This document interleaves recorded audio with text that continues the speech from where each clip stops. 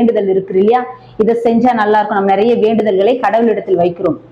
ஆனா அந்த வேண்டுதல்கள் நிறைய நேரத்துல நமக்கு நிறைவேறாத காணப்படுகிறது. அது ஏன் நமக்கு நிறைவேறல அப்படின்னு சொல்லும் போது, நம்ம அநேக நேரங்களிலே கர்த்தருடைய சமூகத்திலே நாம் மனமகிழ்ச்சியா இருப்பதில்லை.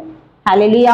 நாம் கர்த்தருடைய சமூகத்துல நாம் மனமகிழ்ச்சியா, முதலாவதாக நம்ம மனமகிழ்ச்சியா சந்தோஷமா அவருடைய சமூகத்துல என்ன நடந்தாலும் சரி, எப்படிப்பட்ட சூழ்நிலையிலும் மனமகிழ்ச்சியா நம்ம ஆண்டவரை துதித்து அவருடைய சமூகத்துல நாம் காத்திருந்து நாம் செபித்து நம்முடைய வேண்டுதல்களை அவரிடத்தில் தெரியப்படுத்தும் போது மட்டுமே நம்முடைய வேண்டுதல்களுக்கு அவர் பதில் கொடுக்கிற தேவனாய் காணப்படுகிறார். ஹல்லேலூயா, ஹல்லேலூயா.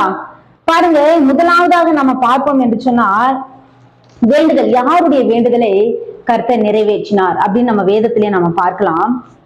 வேதத்துல பார்க்கும்போது எஸ்தர் 7ஆம் அதிகாரம் அதனுடைய 2வது வசனம், ராஜா எஸ்தரை நோக்கி, ராஜாத்தியே உன் வேண்டுதல் என்ன?